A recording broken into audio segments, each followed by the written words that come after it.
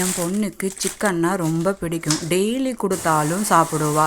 Gravy செஞ்சு கொடுக்கறத விட கொஞ்சம் வித்தியாசமாக சிக்கன் பண்ணி கொடுத்தா இன்னும் விரும்பி சாப்பிடுவா. பட்டர் சிக்கன் கடாயில் பட்டர் ஊற்றி வெங்காயம், தக்காளி, இஞ்சி, பூண்டு, முந்திரியை போட்டு நல்லா வணக்கிட்டு மிக்ஸி ஜாரில் மாற்றி அதை பேஸ்ட்டாக அரைச்சிட்டு அதே கடாயில் மறுபடியும் பட்டர் போட்டு பட்டை, கிராம்பு, ஏலக்காய், வெங்காயம், கருவேப்பிலை போட்டு தாளிச்சிட்டு சிக்கனையும் போட்டு நல்லா வணக்கிட்டு காரத்துக்கு வரமிளகாத்தூள், கரம் மசாலாவை போட்டுட்டு அரைச்சி வச்ச விழுதையும் போட்டு சிக்கன் நல்லா வெந்ததுக்கப்புறம் தயிரில் கொஞ்சம் சர்க்கரையை போட்டு நல்லா பீட் பண்ணிவிட்டு அதையும் ஊற்றிட்டு கஸ்தூரி மேத்தி மேலே தூவி இறக்குனீங்கன்னா சுவையான பட்டர் சிக்கன் ரெடிங்க.